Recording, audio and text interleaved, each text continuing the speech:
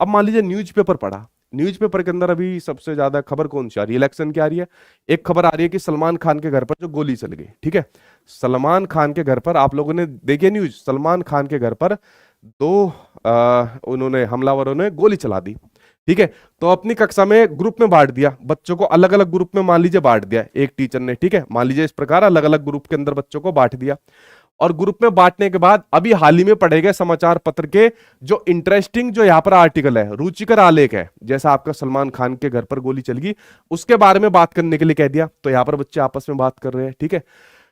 इसमें बोला है कि बोलने वाचन की गतिविधि क्या है। यही क्वेश्चन आपके सीटेट के एग्जाम में पूछा गया था कि आपकी जो बोलन यानी वाचन की सबसे महत्वपूर्ण गतिविधि होती है उसके लिए क्या जरूरी है या क्या महत्वपूर्ण है।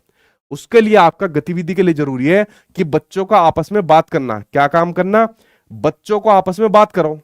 जितना बच्चों को आपस में आप लोग बात कराओगे, जितना बच्चों को आपस में आप लोग बात कराओगे, उतना ही ज्यादा बच्चा क्या काम करेगा, अपना वाचन यानी कि बोलने की क्षमता यानी बोलने के कौशल का विकास करेगा। ये क्वेश्चन आपके एग्जाम में पूछा गया था।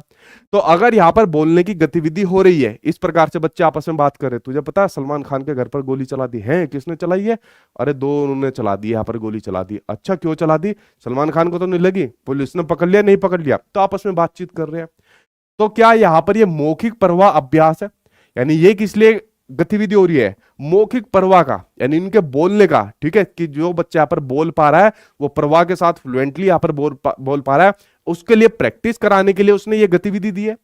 या फिर नियंत्रित मौखिक अभ्यास है। देखो कंट्रोल तो नहीं है, नियंत्रित मौखिक अभ्यास नहीं है, करवा तो मौखिक अभ्यास रहा है और प्रवाह के साथ यहां पर करवा रहा है, लेकिन नियंत्रित नहीं करवा रहा, यानी उनको बच्चों को कंट्रोल नहीं कर पा रहा। मान लीजिए किसी बच्चे ने बोल दी, अरे उसने भी तो गलत करा था, वो काला हिरन को मार दिया था, ठीक है, वो उसके पीछे लगे हुए जो गैंगस्टर है। तो यहाँ पर टीचर कंट्रोल कर देगा, नहीं ऐसी बात मत करा कुछ भी, ठीक है। जो भी बात करनी है अपने यहाँ पर सही तरीके से बात करो, जेन्युइन तरीके से बात करो।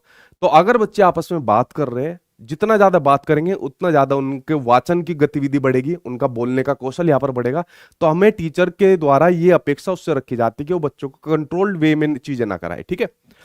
तीसरा निर्देशित मौखिक अभ्यास, यानी कि बच्चों को गाइड करेगा। नहीं गाइड मत मत करने दो ना, सीधा उनको काम करने दो। जब आपने ऐसी एक्टिविटी दे दी क्लास स्टार्ट करने से पहले ही, किसी आर्टिकल के बारे में यहाँ पर बच्चों से बात करने के लिए कह दिया, तो अब आप उसको गाइड क्यों कर रहे हो? पहले कर लेने दो, ठीक है।